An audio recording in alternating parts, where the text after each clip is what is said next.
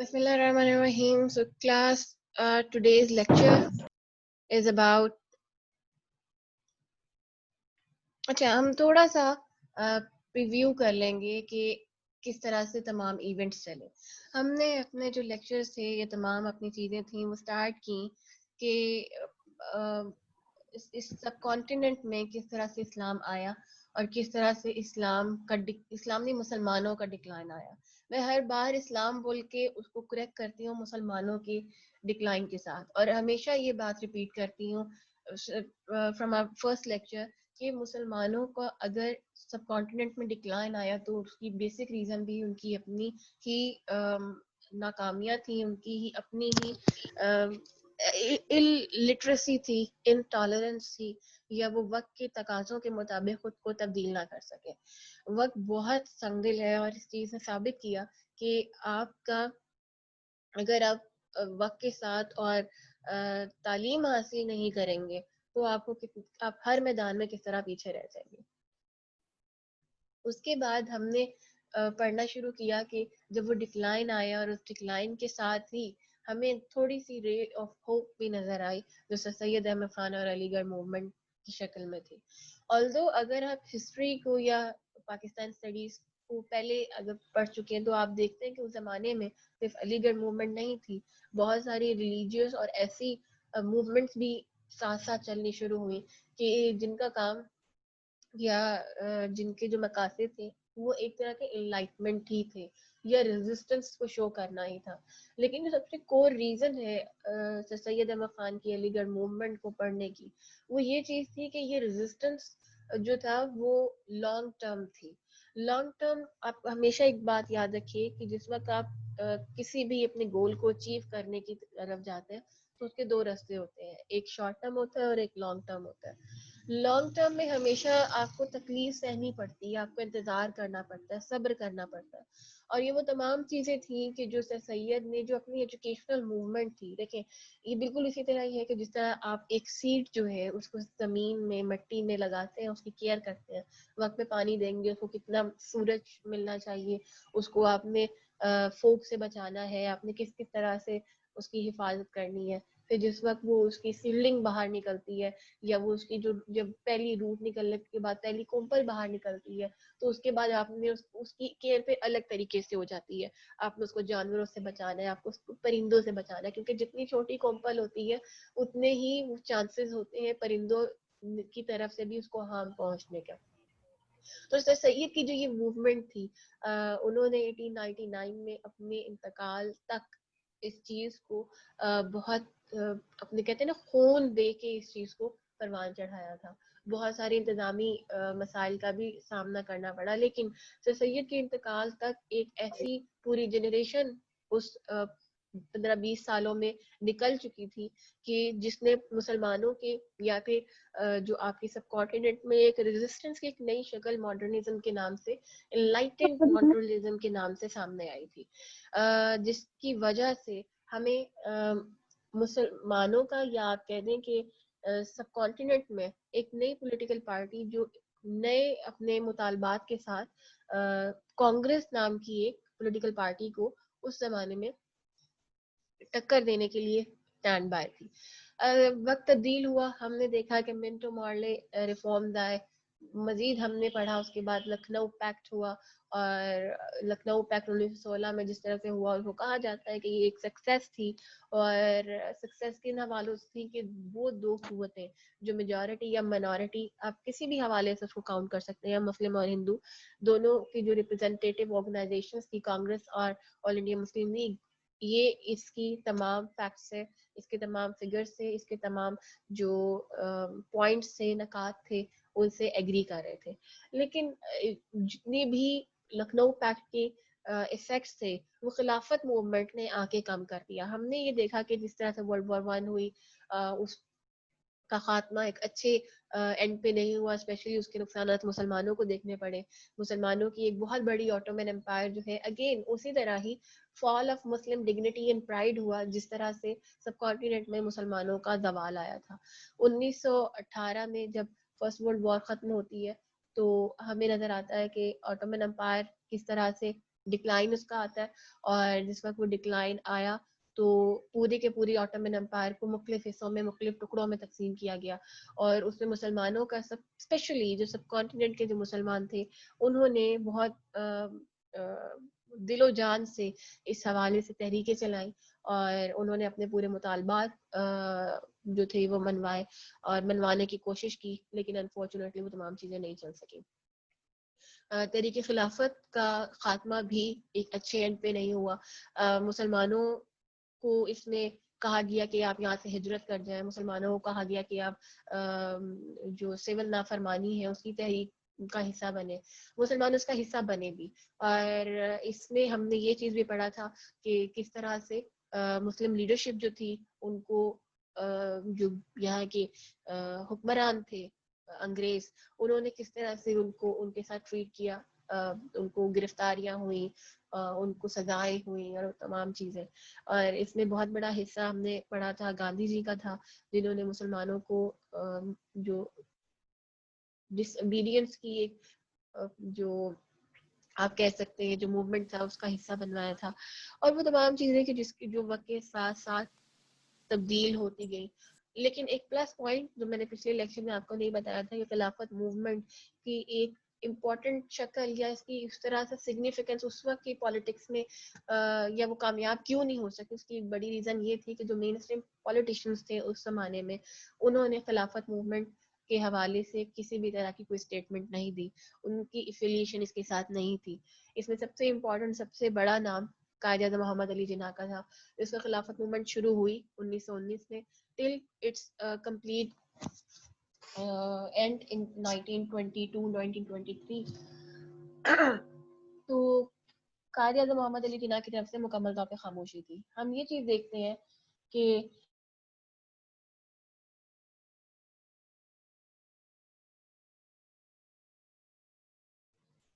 خلافت موومنٹ جس میں ختم ہوتی ہے اس کے بعد دہلی پرپوزلز آتے ہیں. کچھ ایسی چیزیں ہیں میں نے یہاں مینشن کی ہیں, دہلی پرپوزل, سائمن مشن.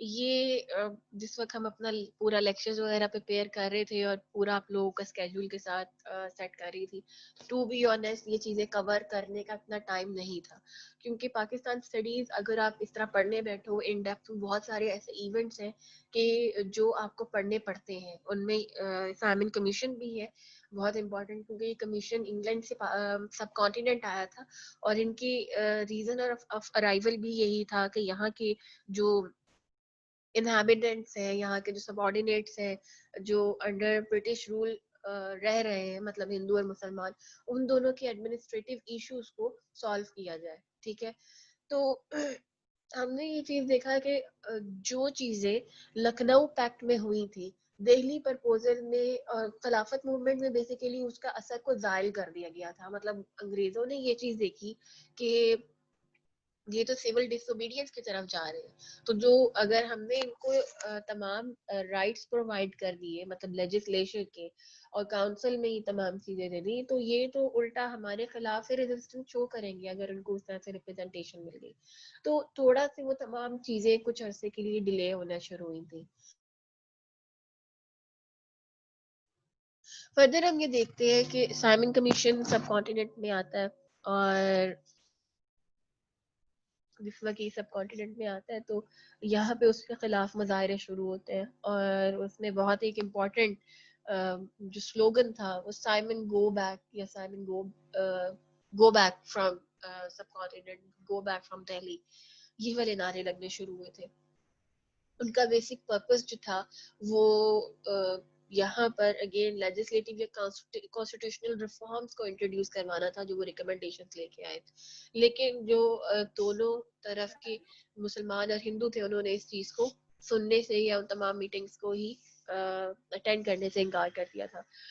اچھا, ہمارا آج کا جو امپورٹنٹ لیکچر ہے, میں نے آپ لوگوں کو ریڈنگس دی تھی, اگر کسی نے کھول کے دیکھنا گوارا کیا ہو تو ہماری جو امپورٹنٹ آج کے 3 ایونٹس ہیں جن کو آج ہم کور کریں گے. سب سے پہلا ہے نہرو رپورٹ, اور اس کے بعد ہے قائد اعظم کے 14 نکات, اور تیسرا جو آج ٹاپک ہم کور کریں گے that is about Pakistan resolution. اور تینوں چیزیں آپس میں انٹر لنک ہیں. آپ لوگوں کو میں یہ بتاتی چلوں کہ نہرو رپورٹ جو تھی اس کی بیس بنی تھی سائمن کمیشن 1927 اکتوبر 1927 میں. سائمن کمیشن سب کانٹیننٹ آتا ہے اور اس کو ریجیکٹ کر دیا جاتا ہے کانگریس اور مسلم لیگ دونوں کی طرف سے. وہ جو بھی ریکمنڈیشن کانسٹیٹیوشنل ریکمنڈیشن لے کے آتے ہیں کہ پورے سب کانٹیننٹ میں جو پولیٹیکل سسٹم ہے, جو یہاں پر رولنگ سائڈ ہے یا ایڈمنسٹریشن کی تمام فیکٹس ہیں, ان کو کس طرح سے چلایا جائے گا. اس چیز کو جب نگلیکٹ کر دیا جاتا ہے تو جو جواہر لال نہرو تھے انہوں نے موتی لال نہرو, آپ کو پتا ہونا چاہیے کہ انڈین ہسٹری میں یا سب کانٹیننٹ کی ہسٹری میں دو طرح کے نہرو آئے تھے, ایک موتی لال نہرو تھے اور ایک جواہر لال نہرو تھے. Jawaharlal Nehru is the father of is the son of Motilal Nehru, اور نہرو رپورٹ ہم جب بھی پڑھتے ہیں تو بیسیکلی موتی لال نہرو نے پریزنٹ کی تھی, جن کے بیٹے جواہر لال نہرو بعد میں انڈیا کے پرائم منسٹر بھی بنے تھے. تو یہ بیسیکلی فادر اینڈ سن ہیں دو, جو انڈین سب کانٹیننٹ میں اپنا ایک امپورٹنٹ نام رکھتے ہیں. تو ان کی جو ریکمنڈیشنز تھی نہرو رپورٹ میں, again I am repeating it's Motilal Nehru. تو جو موتی لال نہرو کی ریکمنڈیشنز تھی, پہلی ان کی جو یہاں پہ میں نے پریزنٹیشن میں لکھا ہوا ہے سیلف گورننگ ڈومینز کے نام سے ہے.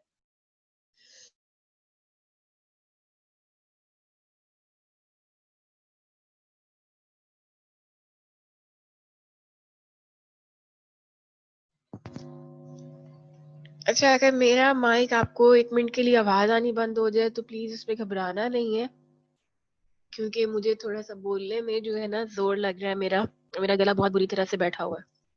anyhow, پہلے جو سب سے پہلا پوائنٹ تھا اس میں لکھا ہوا ہے کہ سیلف گورننگ ڈومینز. نہرو صاحب نے یہ سجیشن پریزنٹ کی تھی یا ان کی ریکمنڈیشن تھی کہ full responsible government on the model of the constitution of the self government dominions to be introduce in subcontinent, کہ جتنے بھی صوبے ہوں گے, ڈومینز ہوں گے, اسٹیٹس ہوں گی, پروونسز ہوں گی, ان کو وہ اپنی ریاستیں, اپنی حکومتیں خود سے بنا سکتے ہیں. اور اگر آج آپ دیکھتے ہیں, اب اس کی ایگزامپل ایک میں بتانا چاہوں کہ دنیا میں بہت سارے ایسے ملک بھی ہیں کہ جن میں ہر صوبے کی اپنی حکومت بھی ہوتی ہے اور وہ سینٹر کے ساتھ جو اس کا وفاق ہے اس کے ساتھ بھی وہ کام کرتے ہیں. اس کی بیسٹ ایگزامپل امریکہ نظر آتا ہے ہمیں دنیا میں. لیکن فی الحال میں اس کو کمپلیکس نہیں کروں گی, ہم صرف نہرو رپورٹ کی ریکمنڈیشنز کو ہی دیکھتے ہیں. دوسرا لکھا ہوا ہے کہ جوائنٹ الیکٹوریٹس. آپ لوگ اگر لکھنؤ پیکٹ کو پڑھا ہوا آپ نے, میں نے کہا تھا کہ گھر جا کے آپ نے گھر میں ہو تو آرام سے ان تمام ریڈنگز کو گو تھرو ایک دفعہ کرو, یہ نہیں کہ پیپر سے بالکل ایک رات پہلے پڑھنا ہے. تو اس میں سیپریٹ الیکٹوریٹس کی بات ہوئی تھی. سیپریٹ الیکٹوریٹس کا مطلب یہ ہے کہ تمام جو منارٹیز ہیں, جتنی بھی ایسی کمیونٹیز ہیں, ان کو ان کی پاپولیشن کے اکارڈنگ, کوٹا سسٹم کے اکارڈنگ ان کو ریپرزنٹیشن ملنی چاہیے. اس کا نام تھا سیپریٹ الیکٹوریٹس.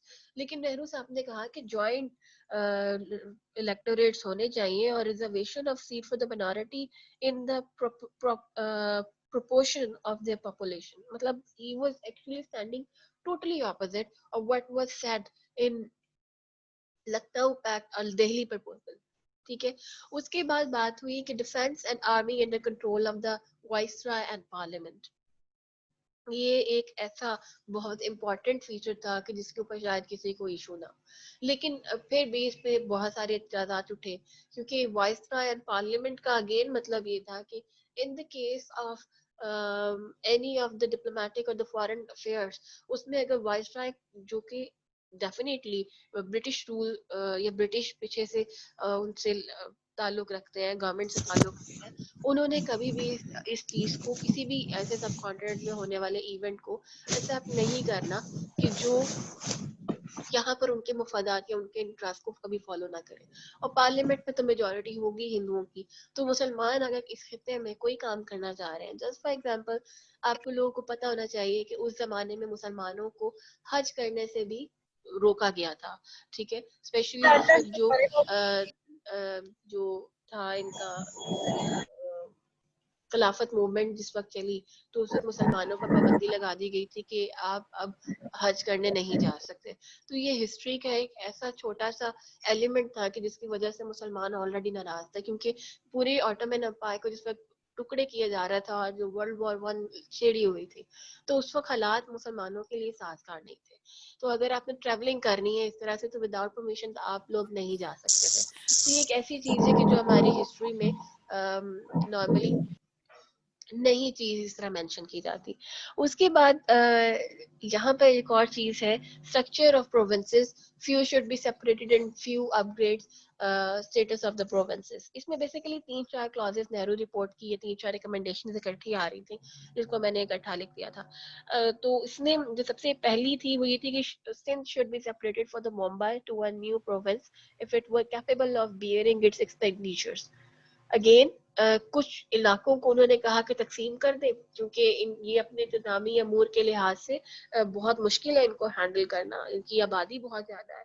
اور کچھ ایسے علاقے تھے کہ جن کو کہا گیا تھا کہ ان کو اپ گریڈ کر دیا جائے, جس میں سب سے امپورٹنٹ NWFP جو آج کا KPK ہے, کیونکہ پہاڑی علاقہ تھا اس طرح سے آج کی طرح جس طرح آبادی ہے KPK میں یا NWFP میں اس طرح سے پاپولیشن نہیں تھی.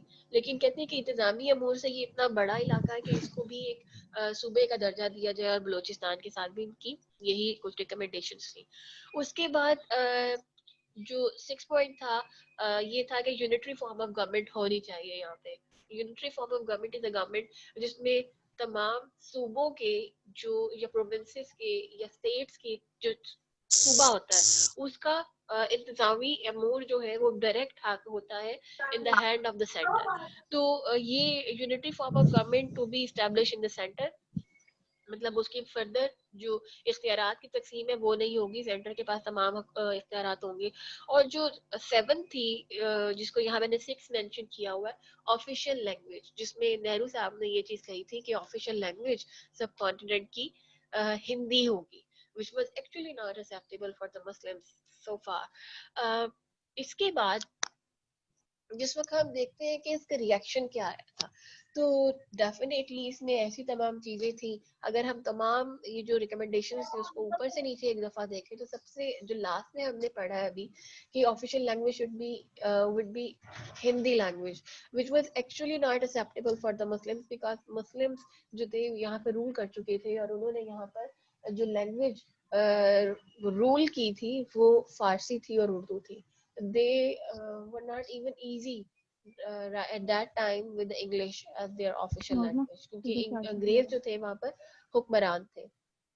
یہاں سے آپ کو میں لاسٹ ٹائم کہہ رہی ہوں, first and last time, mute your self.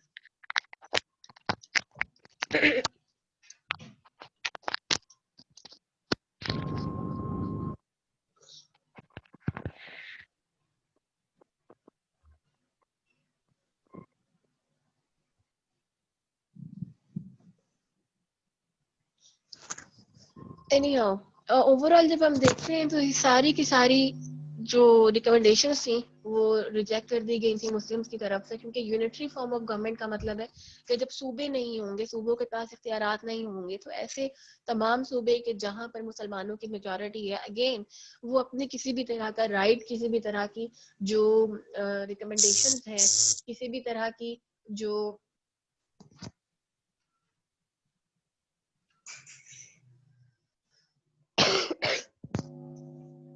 اس چیز کو ایکسیپٹ نہیں کروا سکیں گے. اگر ہم اسٹرکچر آف پروونسز کی بات کرتے ہیں تو ممبئی کو اگر سندھ سے الگ کرنا تھا تو اگر وہ اپنے خرچے خود برداشت کر سکے, مطلب آپ اس کو صرف خرچوں کی حد تک دیکھ رہے ہیں, ٹھیک ہے. اور جہاں پہ بہت امپورٹنٹ تھی کہ آپ نے جو NWFP اور بلوچستان ہے اس کو اسٹیٹس دینا تھا اباؤٹ پراپر پروونس لیول, ٹھیک ہے. تو وہ چیز صرف ایک چیز سے اس کے اوپر کوئی اعتراض نہیں اٹھا, باقی تمام ریپرزنٹیشن کے حوالے سے اور یہ رپورٹ جو تھی, it was clearly reflected the Hindu prejudicial approach and was based on the anti-Muslim sentiments. Again, जितनी भी चीजें थी, joint electorates मुसलमानों को acceptable नहीं था, defense और army under control of viceroy and parliament का मतलब था कि मुसलमानों को फौज में और जो फॉरेन जो आपके अमूर होते हैं, मतलब आपके सफारती अमूर है, उसमें मुसलमानों को कोई भी चांस या अपॉर्चुनिटी नहीं मिल सकती. तो ये तमाम चीज़ें थी कि जो बेस बनी मुसलमानों के एक और स्टैंड की तरफ, जो ईयर 1929 में कायद आज़म ने प्रेजेंट की थी. 1929 में, अगेन मैं आपको रिपीट कर देती हूँ, 1928 में साइमन कमीशन आया था जिसकी रिकमेंडेशंस को प्रेजेंट होने से पहले ही एक तरह का वो फेल हो गई थी. ठीक है.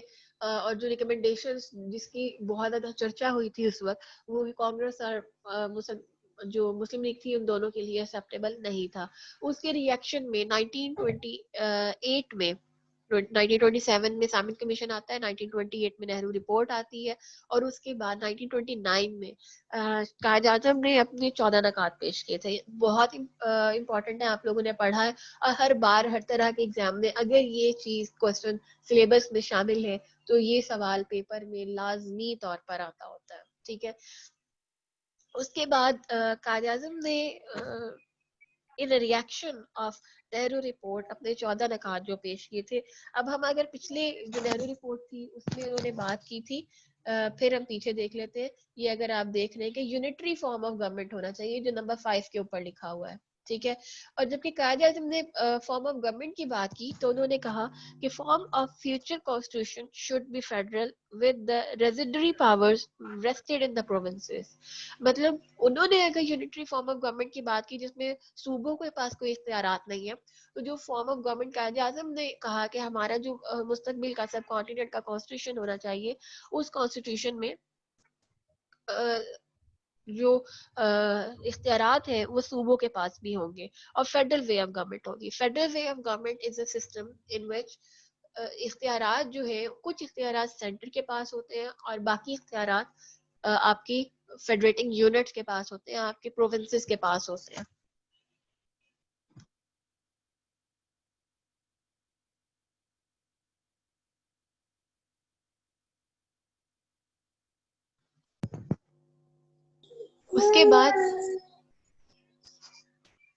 उसके बाद जो सेकंड नंबर पे था, that was about a uniform measure of autonomy shall be granted to all provinces. तमाम सूबों के पास बराबर के इख्तियारात होंगे. ये नहीं कि कोई सूबा आज बन रहा है तो उसके पास इख्तियारात नहीं होंगे, क्योंकि वो तो बिल्कुल अभी अभी बना. ठीक है. NWFP और बलूचिस्तान को इसमें मुहैया किया गया था. और कोई पुराने अगर सूबे बने हुए हैं तो उनको जो है इख्तियारात की बेतहाशा तकसीम होगी. नहीं, जितने प्रोविंसेस हैं उन तमाम प्रोविंसेस को इक्वल फुटिंग्स पर तमाम इख्तियारात मिलने चाहिए इन आवर फ्यूचर कॉन्स्टिट्यूशन. ये उस वक्त की बात हो रही है जिस वक्त जो सब कॉन्टिनेंट था उसके इंतजामी अमूर के हवाले से काम चल रहा था. उसके बाद जो तीसरा इम्पोर्टेंट हम देखते हैं तो उसमें लिखा हुआ है लेजिस्लेटिव कोटा. इसमें ये कहा गया कि all legislature in the country and other elected bodies shall be constituted on the definite principle of adequate and effective representation of the minorities in every province without reducing the number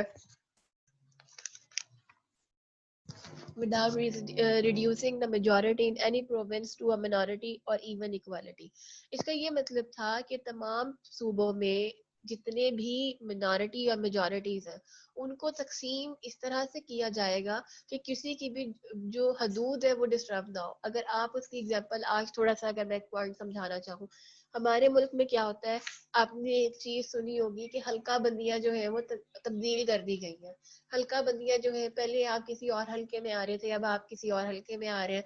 अब ये चीज क्या किया जाता है कि एक particular political party ने जब देखा कि हमारा वोट बैंक किस इलाके में ज्यादा है, तो उन्होंने उस लिहाज से उसकी हल्का बंदी कर दी कि यहाँ से हमारे इस हल्के में अगर हम खड़े होंगे तो अगर हम इसको एडमिनिस्ट्रेटिव या इसकी टेरिटोरियल डिवीजन इस तरह से कर दें कि ये इलाके उधर शामिल हो जाए, ये इलाके हमारे पास आ जाए, क्योंकि हमारा वोट बैंक इस इलाके में पाया जाता है, तो हमें उस तरह से सक्सेस मिलेगी.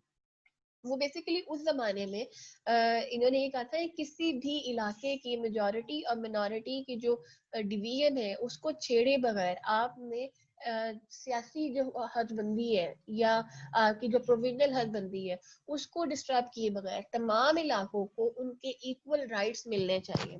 ٹھیک. اس کے بعد آ جاتی ہے کمیونل ریپرزنٹیشن. اگین وہی بات ہو جاتی ہے کہ اگر ایک علاقے میں جسٹ فار ایگزامپل ہم لے لیتے ہیں پنجاب. ٹھیک ہے.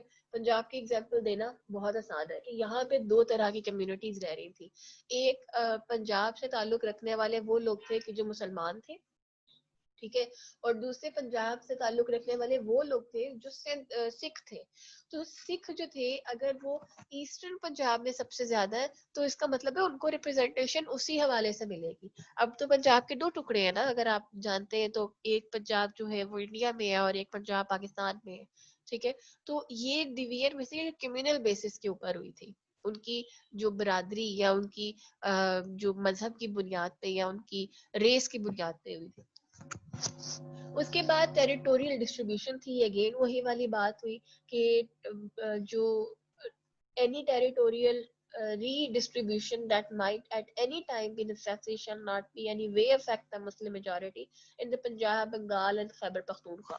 میں نے آپ کو بتایا پہلے کہ جس طرح آج کے زمانے میں حلقہ بندیاں کر دی جاتی ہے کہ ایک پرٹیکولر گروپ کو فائدہ پہنچانے کے لیے تاکہ ان کو زیادہ ووٹ مل سکے, انہوں نے قائد اعظم نے اس زمانے میں یہ کہا گیا کہ کسی بھی طرح کی اگر آپ نے ٹیریٹوریل ریڈسٹریبیوشن کرنی ہے, آپ نے تقسیم کرنا ہے, تو آپ یہ نہیں کریں گے کہ مسلمان چونکہ اس علاقے میں زیادہ ہیں تو ان کو اس طرح سے تقسیم کریں 2 صوبوں میں کہ نہ وہ ایک صوبے میں میجورٹی میں رہے اور نہ دوسرے صوبے میں میجورٹی میں رہے.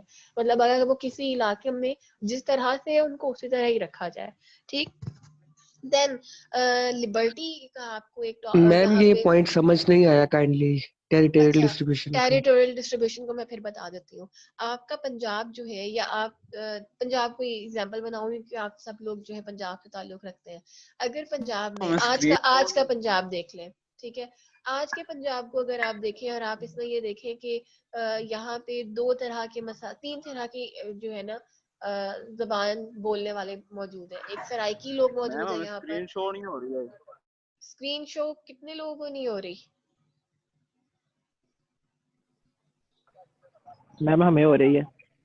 میم ہو رہی ہے, اسکرین شو تو ہو رہی ہے. میرے خیال میں آپ کی طرف کوئی ایشو ہے جس کی وجہ سے آپ کو اسکرین شو نہیں ہو رہی. اینی ہاؤ آپ لیکچر ریکارڈنگ پہ ہے, آپ بعد میں اس کی ریکارڈنگ دیکھ لو اگر کوئی ایشو کسی کو فیس کرنا پڑے. اینی ہاؤ ہم آج کی پنجاب کی طرف آتے ہیں. ٹھیک ہے.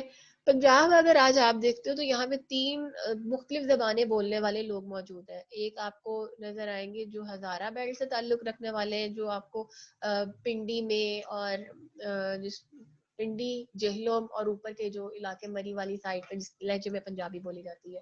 دوسرا آپ کا سینٹرل پنجاب ہے. ٹھیک ہے. جس میں ہمارے لاہور, فیصل آباد اور یہ تمام علاقے پائے جاتے ہیں, گجرانوالہ, سیالکوٹ. ٹھیک. اور جو تیسرا بیلٹ ہے جو وہ پنجابی کا ایک ایسا لہجہ ہے یا اس کا ایسی چیز ہے جس کو ہم بولتے ہیں سرائکی. ٹھیک ہے. تو یہ اگر آپ کی پنجاب کی یہ ڈسٹریبیوشن کو ہم یہ کہہ دیں کہ یہاں پہ لوگوں کو جو سرائکی بیلٹ ہے جس فار ایگزامپل جس کو پریکٹس بھی اسی طرح سے نہیں کیا جا رہا کیونکہ سرائکی کہہ رہے ہیں کہ ہمیں ہمارے جو رائٹس ہیں وہ ملنے چاہیے, جس میں سب سے امپورٹنٹ رائٹ جو ہے وہ ایکول ڈسٹریبیوشن آف ریسورسز ہے. ہمارے یہاں پر بھی سڑکیں بننی چاہیے, کالج بننے چاہیے, اسکول بننے چاہیے, ہاسپٹلس بننے چاہیے. ہم ہر جو ہمارا فیکٹ ہمارا ہر جو واک آف لائف ہے, ہم زندگی کے ہر معیار کے مطابق پیچھے رہ گئے. تو ہمیں وہ چیز اگر ایکولی ملے گی تو definitely we will stand somewhere. ٹھیک ہے. تو یہ چیز تھی کہ جس کی وجہ سے اس وقت اگر یہ آپ کو جو ریپرزنٹیشن ہے وہ اس میں نہ ملے, اب کہہ دیا جائے کہ لاہور کے جو لوگ ہیں ان کو لاہور کو ہی اس طرح سے تقسیم کر دیا جائے کہ لاہور کے لوگ اپنا ووٹ جو ہے وہ کہیں پہ بھی کاسٹ نہ کر سکیں. اگر وہ کاسٹ کر بھی رہے ہیں تو وہ جس کو چاہ رہے ہیں پاور میں لے کے آنا, وہ لوگ پاور میں نہ آ سکے تو کیا ہوگا. بالکل یہ ٹیریٹوریل ڈسٹریبیوشن اس طرح سے تھی کہ اگر پنجاب کو 2 حصوں میں اس طرح سے تقسیم کیا جائے کہ اگر مسلمان یہاں میجورٹی میں بھی ہیں تو وہ یہاں پر کسی بھی طرح سے بھی اپنی جو پولیٹیکل ریپرزنٹیشن ہے اس کو پروو ہی نہ کر سکیں, ان کو سیٹس ہی نہ مل سکیں اسمبلی میں. टेरिटोरियल डिस्ट्रीब्यूशन इस हवाले से थी.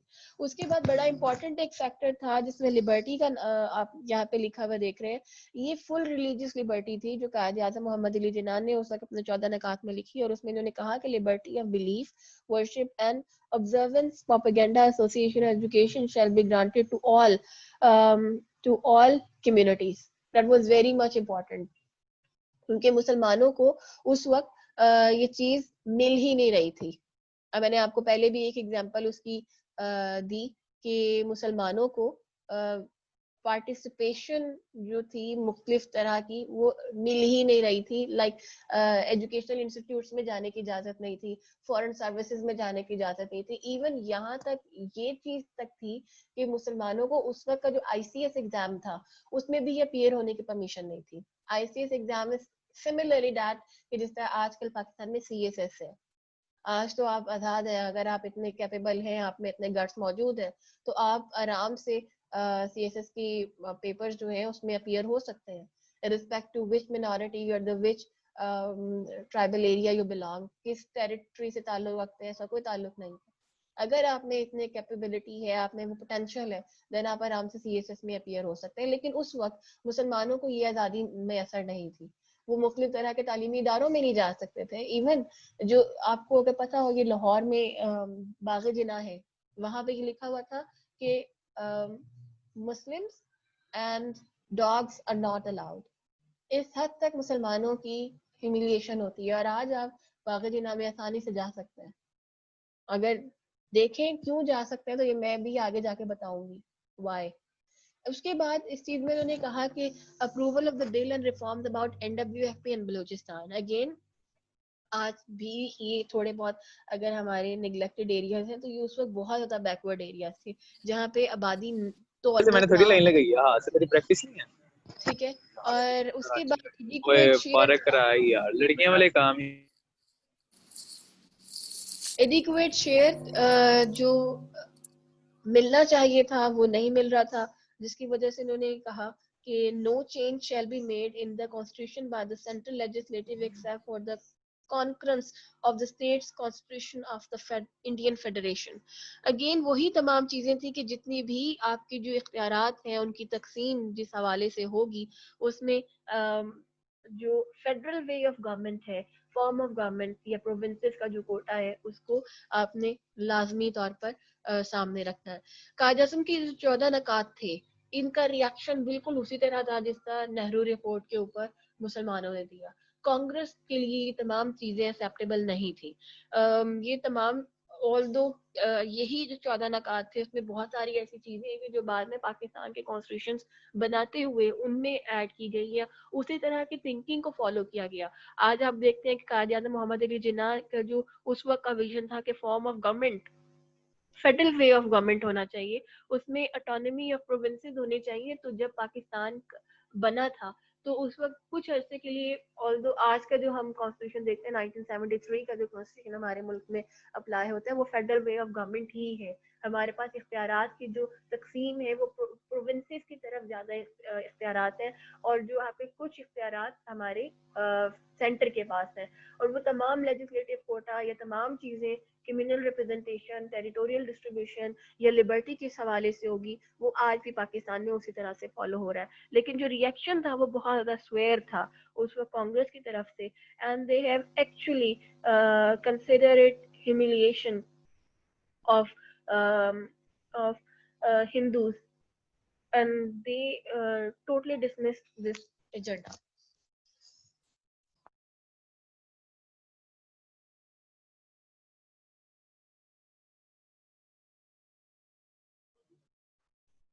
नेक्स्ट बहुत इंपॉर्टेंट जो हमारा एक और थर्ड टॉपिक है that is about Pakistan resolution. हमारे पास टाइम कितना रह गया है? It's almost over.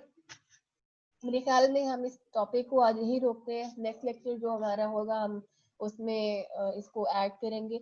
आप लोगों के अगर कोई सवाल है तो प्लीज़ मुझे अपने सवाल बताएं ताकि हम उनको जवाब दे सकें. लेकिन ये पाकिस्तान रेजोल्यूशन जो है आप लोगों ने पहले पढ़ा हुआ भी है, हम नेक्स्ट लेक्चर में इस चीज़ को कवर भी करेंगे. लेकिन आइडिया आपको होना चाहिए कि किस तरह से है. میں نے اس کے اوپر کچھ پوائنٹس بتائے ہوئے تھے کہ جس کو میں نے لنک کرنا تھا درمیان کے ایونٹ سے, کیونکہ قائد اعظم نے اپنے 14 نکات پیش کیے تھے 1929 میں, اور جو پاکستان ریزولوشن ہوتی ہے وہ 1940 میں ہوتی ہے. 11 سال کا درمیان میں یا 10 سال کا درمیان میں عرصہ, اس 10 سال میں بہت سارے ایونٹس ہوتے ہیں, اور وہ تمام ایونٹس جو ہیں وہ بیس بنی تھی مسلمانوں کی اس اسٹرانگ ول کو, مسلمانوں کی اس اسٹرانگ ڈیمانڈ کو کہ ناؤ اٹس اپروپریٹ ٹائم, اب ہمیں سیپریٹ ہونا ہے, یا اب ہمیں جو ریپرزنٹیشن ہے وہ لازمی چاہیے. Any question from your end? اچھا میم, واقعی باقی جناب یہ لکھا ہوا تھا جو آپ نے بولا ہے؟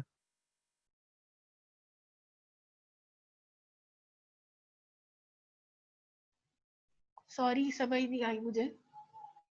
میں نے بولا وہ جو آپ نے باقی جناب والی بات بولی ہے وہ واقعی ریئل میں لکھا ہوا تھا کیا؟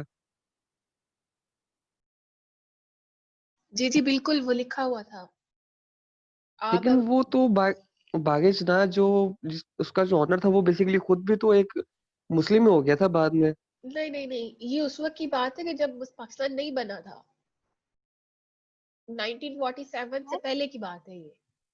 میم اب تو نہیں لکھا ہوا, ابھی بھی میکسیمم میں یہ تھوڑی دیر پہلے ہی گئی تھی تو اب تو نہیں لکھا ہوا وہاں پہ.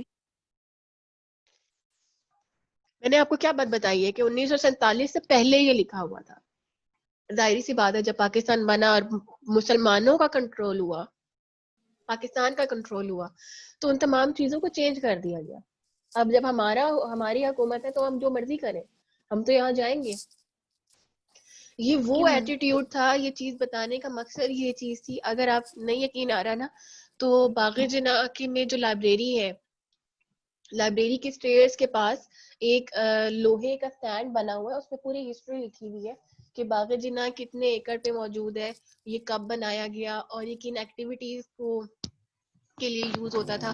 بیسیکلی یہ جو باغ جناح کی لائبریری ہے, یہ لائبریری نہیں تھی, یہ بیل ہال تھا. بیل ہال بیسیکلی یہ پلیس جہاں پر آپ شام کو جائیں, جا کے وہاں ڈنر کریں. اٹس سارٹ آف پلیس پہ یو جسٹ ساری کمیونٹی کے لوگ اکٹھے ہوتے ہیں, اور وہاں پہ جو کمیونٹی کے جو مختلف طرح کے جو ان کی ایکٹیویٹیز تھیں, پارٹیز تھیں, وہ وہاں کنڈکٹ ہوتی تھیں. ڈانس فلورز وہاں پہ بنے ہوتے تھے. اگر کوئی بھی اب بھی باغ جناح کی اس لائبریری کے اندر گیا تو وہ جو ان کی اسٹیئرز ہیں وہ لکڑی کی اسٹیئرز بالکل اسی طرح کے جس طرح کی آپ نارملی انگلش موویز میں بڑے بڑے ہالس کے ساتھ دیکھتے ہیں. تو وہ چیز وہاں پہ یہ چیز مینشن ہے. باغ جناح کی جو اسٹیئرز ہیں ان کے باہر وہ لوہے کا ایک بنا ہوا پوری اس کی ہسٹری لکھی ہوئی ہے, اس کو جا کے وہاں سے یہ چیز کنفرم بھی کر سکتے ہیں. It was actually mention there کہ انگریزوں نے یہ چیز کیوں لکھی ہوئی تھی. It was prejudice that much کہ وہ اس چیز کو ایکسپٹ کرتے ہی نہیں تھے. Any other question?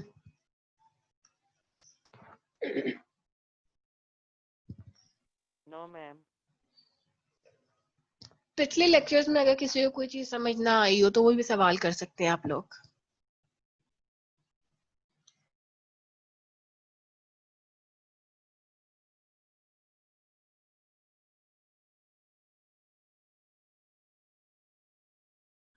کوئی سوال نہیں ہے کسی کا؟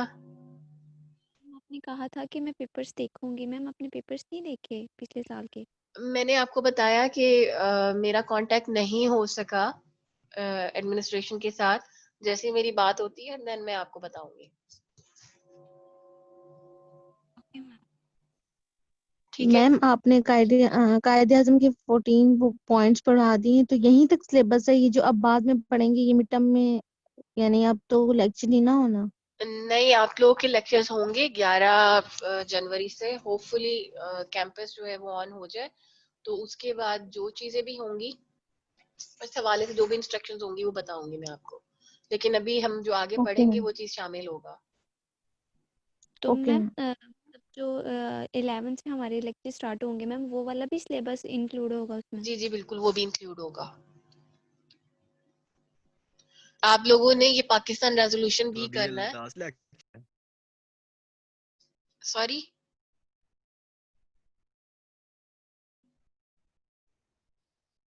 میں نے کہا آن لائن یہ آج لاسٹ ابھی اس حوالے سے کچھ پتا نہیں ہے کہ یہ ہمارا لاسٹ لیکچر ہوگا کہ نہیں ہوگا, کیونکہ ابھی گورنمنٹ نے یہ ڈیسائیڈ کرنا ہے کہ جو کیمپسز ہیں یہ اوپن ہوں گے کہ نہیں ہوں گے. تو 10 جنوری کو ان کی میٹنگ ہوگی NCOC کی, تو اس کے بعد یہ ڈیسائیڈ ہوگا کہ ایجوکیشنل انسٹیٹیوٹس کھل رہے ہیں یا نہیں. اگر نہیں کھلے تو ہمارے یہ آن لائن کلاسز اسی طرح کنٹینیو رہیں گی.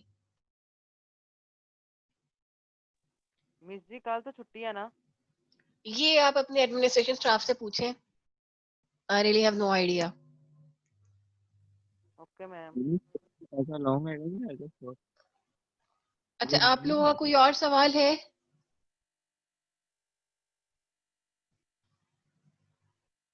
Anyhow, thank you so much. اللہ حافظ.